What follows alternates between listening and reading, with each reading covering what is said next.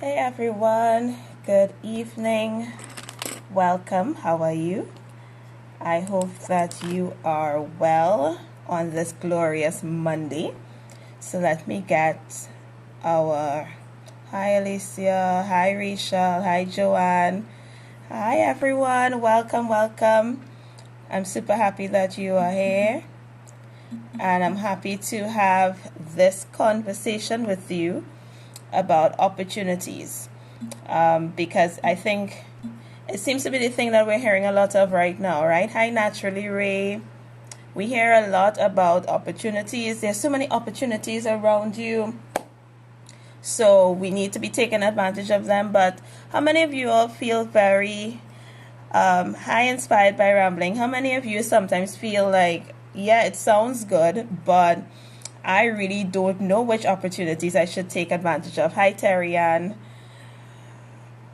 How many of you feel like that? Just let me know in the comments. When you hear about opportunities that you can take advantage of, and there's so many opportunities everywhere, how do you feel when you hear that? Do you feel like, yes, I can do it? Or do you feel like, I hear you, but I really don't know where to start? Because I think that for many, that is the reality. You don't know where to start. You're not sure which opportunity is the one that you should really take. And it sounds cute. Yes, I see you, Joanne. You feel overwhelmed. It sounds cute, like, yeah, for sure. You should take every opportunity that comes your way. But the reality is, where do I start? I see you, Alicia. Like, yeah, do I have what it takes? Or where do I begin? So that's what we're going to talk about today, because I feel like with all of this conversation, and then Terry and I see I can do it. I see Rayanne saying, where do I begin? Exactly. With all of these things floating around there, some of you will say, yes, I can do it. But then when you get into it, it's like, this might not have been the right fit. So how do we balance all of this? So hi, Parallax Brand Consulting. I'm happy to have you here. So let me just get the comments set up, and we are going to dive right in, because I believe that, one, we need to take the pressure off of persons as it relates to taking advantage of opportunities or not. We definitely need to take the pressure off each other. And two, there is a way that you can kind of sift through all of these opportunities that are coming your way to determine what is the best one for you. So we're going to get right into it, because there's a statement, and let me know if you've heard it before. I've heard it before. I don't really believe in luck, but it says that luck is when preparation meets opportunity. And we love a good quote on Instagram, right? So luck is when preparation meets opportunity. So when I was preparing for this live broadcast, hi Candace, I started thinking about that, and me being who I am, it raised some questions for me, because first of all, what is the preparation? Like, okay, when you look at the statement, luck is when preparation meets opportunity. What is the preparation? Like, how do you know what you should prepare for? And then, two, even with the preparation, how do you actually know which opportunity is the one that you prepared for? So it's a lovely statement, but it requires us to dig a little bit deeper into it to figure it out, right? Because what is the preparation? How do I prepare? And then how do I know that this is the opportunity that I prepare for? What are the signals? Because there's so many signals around. Which are the signals that I should be looking for? So this is my perspective, firstly, as it relates to preparation. Are you hearing me clearly? Everybody's hearing me clearly, right? Because my internet has been giving some problems during the day. If you are not hearing me clearly at any point in time, just let me know in the comments. So here's the thing about preparation, whether it's preparation in life, whether it's preparation in your business. It starts with understanding and sometimes really admitting to yourself who you are and what you want. Now, I had to tailor this because sometimes we say, well, I don't really understand what I want. I don't really, I don't really know what I want. I don't really know who I am. And sometimes I believe that it's not really that you don't know who you are or what you want, but rather you're afraid to say it out loud. Let's think about it. We are afraid to admit, you know what, this is who I am and this is what I want. And I can say from my own personal experience, I know what that is like. Because growing up, you were the strange one who always, for me at least, who always knew what you wanted to do. And it sounded weird to everyone because they maybe didn't know or maybe didn't want to admit that they knew. But the preparation starts with being honest about what it is you want. What do you want for your life and who you are? So some of you may say, I'm still not too sure who I am. I'm still trying to figure that out. Well, I'm pretty sure you have a sense of what you want your life to look like, or if you're in business, what you want your business to look like. I'm very sure that even the fact that you got into business, you are aware of that. The issue is sometimes you don't want to admit it because it seems so grand compared to where you are. And you think there's a disconnect, and you're probably in your mind is like, I'm going to sound like a mad person saying this. But preparation really comes from that place of being honest and admitting to yourself what you want. So here's what I'm going to do. We are all in our private spaces, and I can't see you, I can't hear you. This is what I want you to do. I'm going to pause for like 5 seconds. And I want you to say out loud to yourself in your space what it is you want. If you can't say who you are, say what you want. What do you want out of your business? What do you want out of your life? I see you. Sometimes we need to decide what we don't want. Exactly. Sometimes that's the starting point. What don't you want? So even if you can say what don't you want, what I want you to do is do a flip. So if you could admit what you don't want, then switch it around and say the converse, what it is I want. So I don't want to be broke. So the converse is that I want to be rich. Or I want to be well off. Now that's very vague, and you all know me and vision. It has to be specific. But what I want you to do is have a starting point. Because the preparation comes from understanding, having a starting point as it relates to what you would like to achieve. You can't prepare for something that's not in your mind. So that's why the statement preparation meets opportunity brings into question what is the preparation. Now in business, if you're looking at a business perspective, this understanding comes from 1, knowing your own personal values, and 2, knowing the business the reason that you got into business. I see you as chef to build a legacy. So knowing your personal values. So when you are in business, especially when you're a small business owner, and I would have chatted about this before, understanding your values. Most times, the reason that you have gotten into business is deeply embedded in your personal values. So what are the things that you value the most? And then where are you going? So it talks about your vision. Where do you see your business in the future? So whether you're talking about personal preparation or preparation of your business, these are the starting points. Having that discussion, having that conversation, admitting to yourself the positive thing that you want to achieve, because it's perfectly fine to have that. So once you have that foundation, then you can start to prepare. You can't prepare for what you don't have knowledge of. You can't prepare for the place that you don't want to admit that you're going to. Does this make sense to you? And then we talk about, so preparation meets opportunity. And this is really what this live is about. Opportunities, from my perspective, and the easiest way for me to sum it up, opportunities for us tends to come in 2 forms. They either come in the form of ideas or they come in the form of requests. They come in the form of ideas or come in the form of requests. So what do I mean come in the form of ideas? You're somewhere, you see something, something stands out to you, it triggers a thought, it's a spark, that idea of something that you can do, something that you can create, a business that you can get into. There's an idea. right?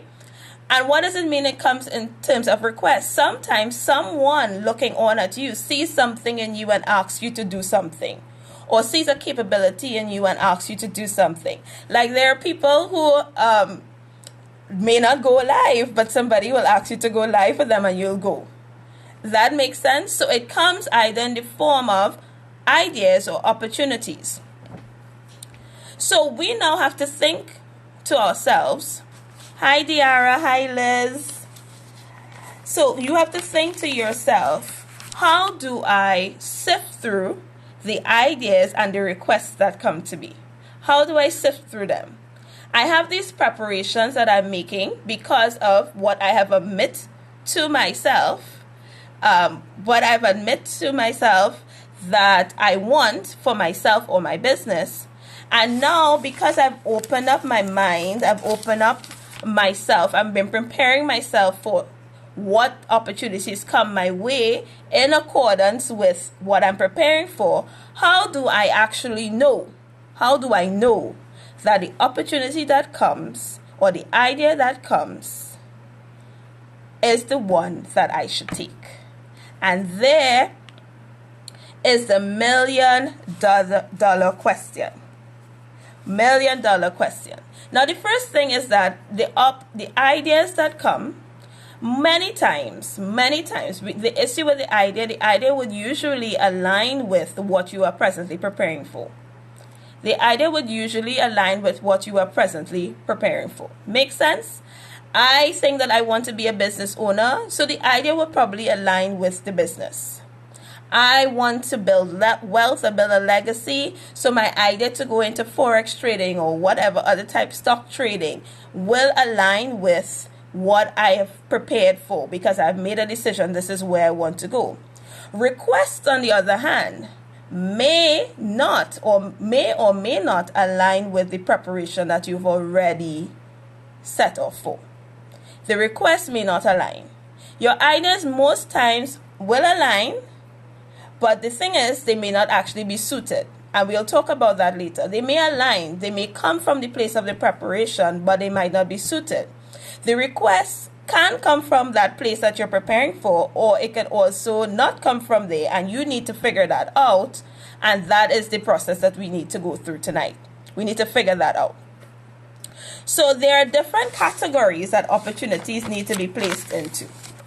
And the way that you place these opportunities or ideas into these categories, I have 3 steps for you, because I like steps, right?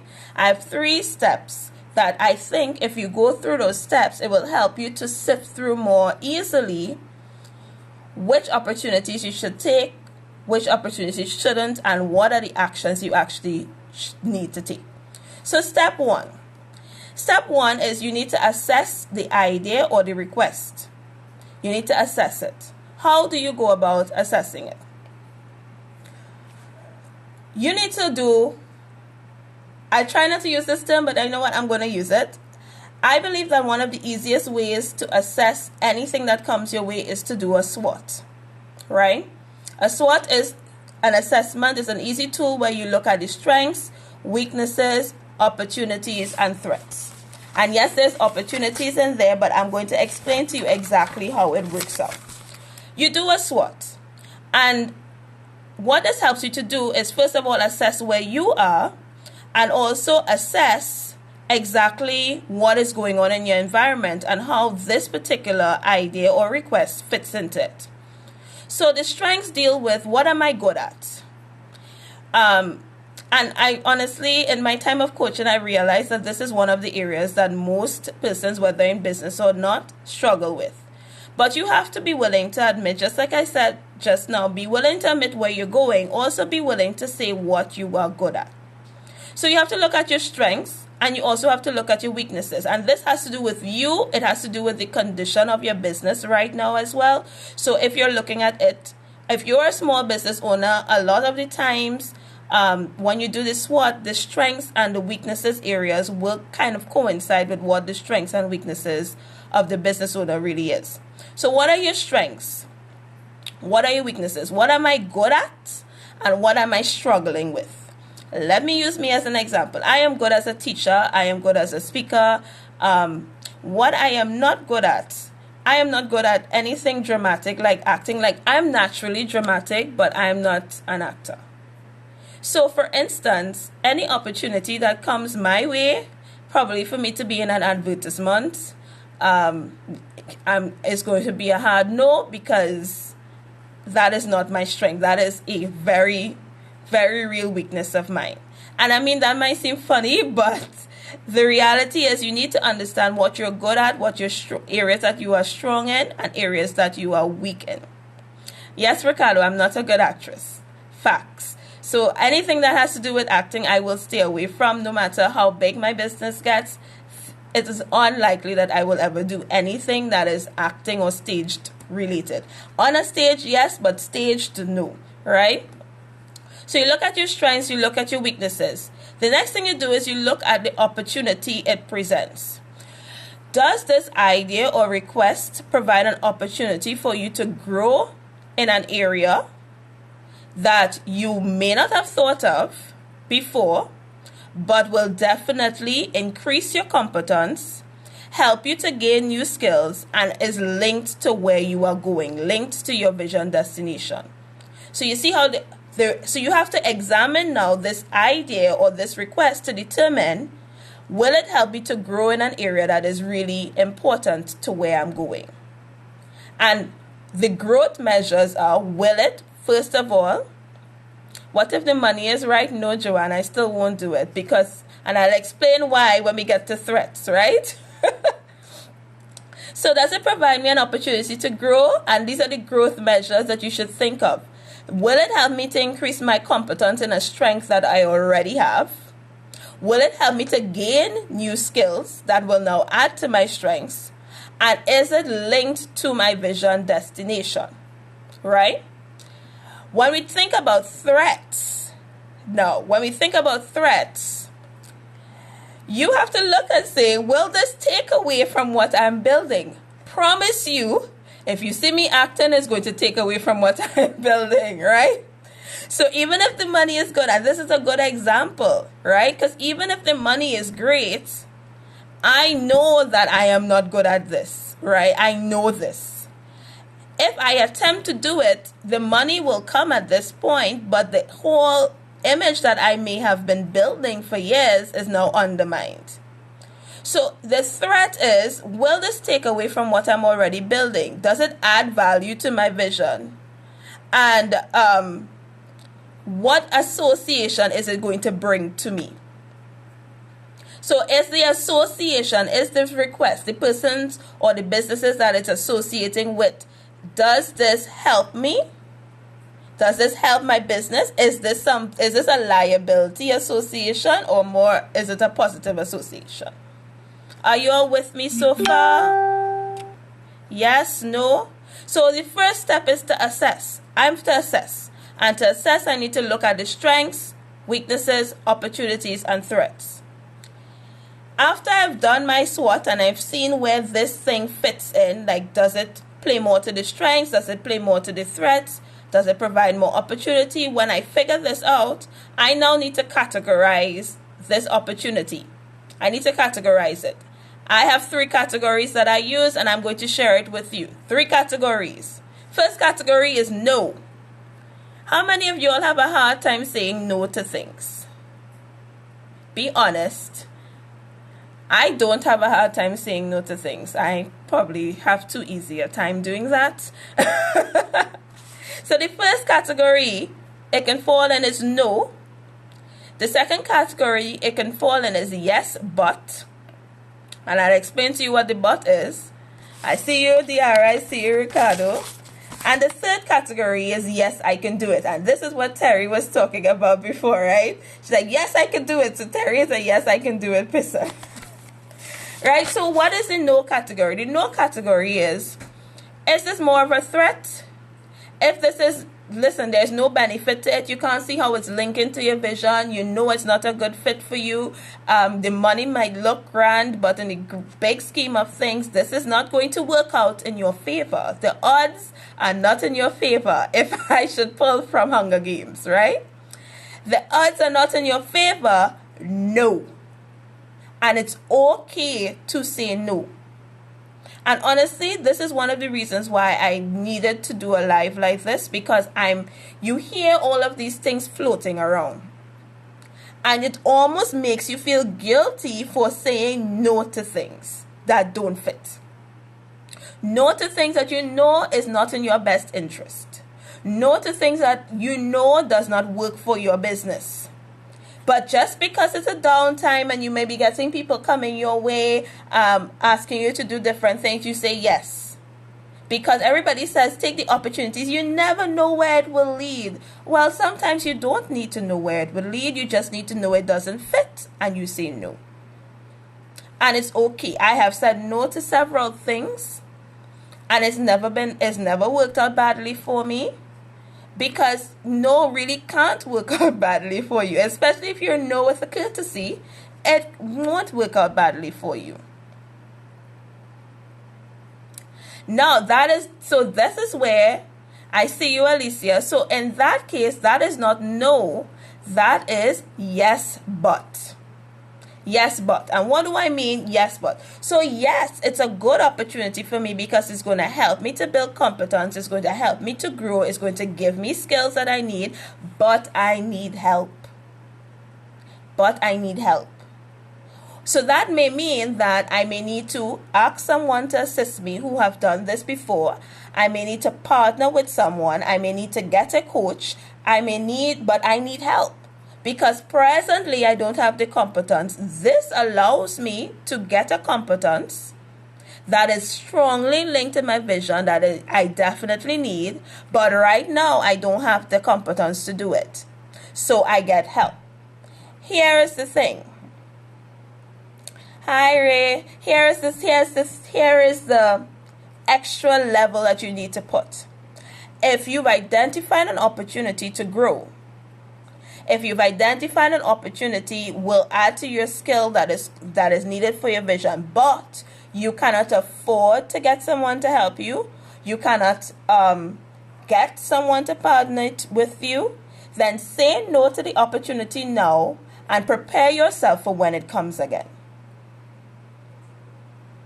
There is no downside to saying no. I have seen too many persons jump into things because it presents itself, and you tell yourself this opportunity may never come again, but you know you're not ready for it, and it works out so much worse for you. Take your time. Yes, but I need help. If you can't get the help, say not right now. Make arrangements to have that opportunity again if it can be had again with that person, or trust that if you continue to prepare for it, it's going to come again and you will be adequately ready to say yes. Because the flip side is that you can say yes when you aren't ready and you don't have someone to help you, and the repercussions of it will not be worth it. The threat of that action will be too high. Guys, listen, this is what I have learned in my short time on earth, is that if it has met you and you weren't ready for it, it'll come back again. Honestly, it'll come back again. Keep preparing, keep staying on the path. That was not the only stop on the path where that opportunity is going to come again. That was not the only stop on the path. Okay, so, and I have countless stories like that in my life where opportunities came, everything was in place, it fell through. You may have felt devastated or you weren't prepared for it, and it says, it's no at that point in time, but I continued my preparation. I continued putting things in place, right? And it came back, but even better. Actually, it was so much better because I was more prepared for it. I excelled even more at it, and it opened several other doors for me. So the opportunity led to many more opportunities. Where does fear come into it, and lack of confidence to step forward? Fear is everywhere in this entire scenario. Fear started from the moment you opened your mouth to say, this is what I'm supposed to be doing. This is what I want my life. This is what I want my life to look like. Fear would come in from there because you are now saying something verbally that challenges your present reality. It seems what you may be saying seems larger than where you are at. You are going to feel discomfort. You are going to feel fear. And then you're going to continue to feel that fear as you take actions in that pathway to lead you there. Right? Again, I will use my example. I probably look like a good mad woman when I left my manager job with my benefits and all this fun stuff to start my own business. I perhaps look like a good mad woman, right? But I had a vision for myself. I knew what I wanted my life to look like, and I understood how owning my own business was integral to that. So I made the preparations. I got the opportunities. Well, part of the opportunity getting is really me doing with the ideas in my mind, right? And here I am. I left my job in 2013. It's 2020. And I am so much closer to the realities that I wanted back then. So fear is going to be every step of the way. But the thing that I have learned is that fear will never be overcome without action. If you never do something, the fear will remain. Right? So there we have the categorized. So we have no, clearly is not for me. No, thank you, I'm okay. Right? Yes, it's for me, but I need help. But I need probably some additional coaching. But I need something. I need someone to partner with me in order to take advantage of this opportunity. And then we have the right, yes, I can do it. Yes, I can do it because when I look at it, I have the competence. Yes, I have my weaknesses don't get in the way of me being able to do this. Yes, this opportunity is going to help me to reach closer to my vision. Yes. It checks most of the yes boxes. So I can do it. That's the opportunity where it's like, yes, sure, no problem. I will definitely make this happen. That is the opportunity that gets that quick response. And the third step, so the first step is to assess, the second step is to categorize, and the third step is to act. What is the action that you take? So where's an idea, the first action that you take comes back to the first pillar of profitability. Validate that idea. You need to be sure that idea can turn into a solid business concept that you can build on. So that is the first thing. So you validate the idea, you do your research, you ensure that what you are thinking is actually existing. You do that groundwork so that when you continue to take action on that idea, it's more and more solid.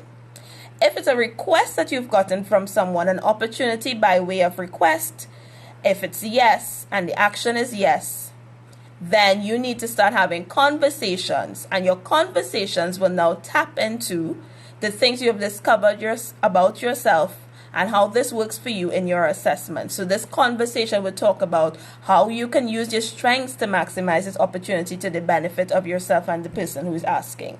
How you can identify additional opportunities in the midst of the existing opportunities. It allows you to engage in conversations. And that is the first action that you take. So why am I saying that the first action you take for request is conversation? Because some of you, you know who you are, some of you say yes to the idea, you say yes to the opportunity, but then you think to yourself, because somebody is asking me, I can't have a conversation with them about what is required.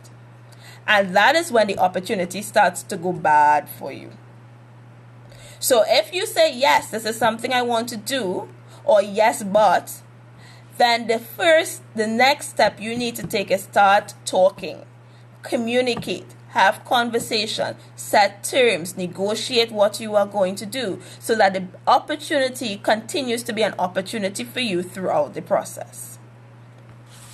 Okay, so let me recap. Do you have any questions for me? So how do you know which opportunities you should be taking? First, you assess, do a SWOT. Do a SWOT to determine if this is a good fit for you. Second, you categorize. Categories that these opportunities can fall into: no, yes but, and yes. And third step is to take action. Do you have any questions for me? How would folks know the difference between fear and choosing the right opportunity? But this is why we're using the SWOT, right? Because the SWOT is a tool. You are writing down you're writing down the proof for the situation. So it's no longer just your mind, like you're going through this conversation in your mind. You are writing down what your strengths are, what your weaknesses are, what the opportunities are that this brings, and what are the threats that it presents for you. So it takes away this I wonder in my mind. I believe that when you write things down and you put down the actual facts of the situation, you are better prepared to make an informed decision and not a fearful decision. Hopefully that answers your question. Does anyone else have any questions? Does anyone else right now feel like I have a number of opportunities in front of me, but I don't know where to start, and this might help you to figure out what your next step should be?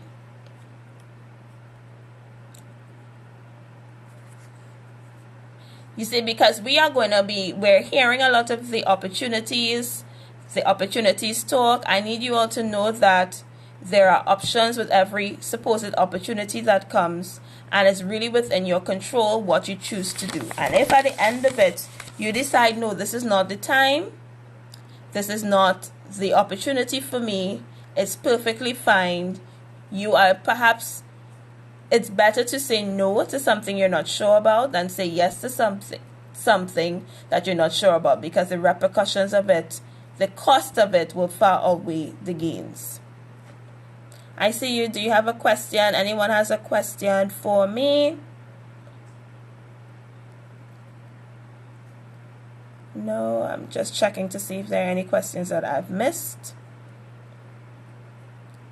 This definitely helps bring clarity. Good. And with all of that, I just want to add one final thing. Rachel, they kind of inspired this thought to me, right? I want to say one final thing. What I've observed with many persons is that you'll probably get to step 2 and you've categorized it. And when we get to step 3, you freeze and you do nothing for like 3 weeks. Right? You do nothing for like 3 weeks. You have to follow through. Take an action. Take an action. How long you know about SWOT? I've known about SWOT for quite a few years. And in fact, before I even started my first business, I did a SWOT. SWOT is a big part of everything that I do, because it helps me to get out of my head. My head is very busy, so I need to get out of it. So I tend to use a lot of tools to help me. Some of them I make, some of them I apply for my business training, to get the emotional part out of it and start to make more factual decisions, more evidence-based decisions. And that's a big thing for small business owners, right? But the thing is, many of us don't do it because, we think that takes away the feeling and it's very administrative. But when you start making more evidence-based decisions, you build a stronger and profitable business. Cost benefit analysis, etc. Yeah, I do all of that. It wasn't just for like passing the exams. I have found ways to practically embed it into what I do, how I coach my clients, because it really does help you, right? But I just want to get back to my point. After you've assessed, after you've categorized, you have to take an action, and you are going to have to do it afraid. And I will always say that because I don't ever want you to think that you're going to get a sign in the sky that makes it super clear and then you will just like, it's easy to float into this. Usually anything that's new, anything that you've never done before will come with a measure of fear. My mantra is you do it while afraid. I do it while afraid, but I don't make reckless decisions. I just make measured choices. I pay attention to the facts. And then even though I'm afraid, I understand that it fits and I'm willing to do it afraid. So after you have assessed, after you've categorized, then you take an action. And let the action, if it's a no, it's fine. If it's yes but maybe later, that's fine. If it's yes, take an action now. That is my advice to you. So many of us we are going to get to point 2, but I want to encourage you, take the action, and understand that me saying take the action as it relates to an opportunity is take the action that is suited to what is presented before you. And that is okay if it's no. It's okay if it's having a conversation with somebody to get help. It's okay if it's yes. Whatever the decision, take the action. Okay? I see you. Thank you, Alicia, for your feedback. Thank you, Rachel. I'm super happy to have done this with you all. And if you have any topic that you want me to cover, you've been with me. I know some of you are here every single Monday. If there's a topic you want me to add more clarity to, if there's a topic you want me to cover, if there is a guest that you want me to consider to invite, feel free to send me a message. I will be happy to consider it and to find ways to integrate more of what you want into what we do on a Monday. Again, if you have not registered for the 4 Pillars of Profitability email course, do not hesitate to do so. It's still available at danahazberg.com. You get emails every day, and every email has a little workbook to help you go through it to simplify the process. And this is really just to help you get on that pathway to start changing around your business so that you can start making profit. You can understand how to embed profitability in your business.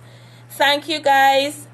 Have an amazing, amazing week. Continue to be safe. Continue to do what is necessary to flatten the curve. Stay home. I know you might be getting some cabin fever like us in this house. But continue to do what is necessary to safeguard yourself, safeguard your loved ones, and to help us come out on the other side of this sooner rather than later. Chat soon.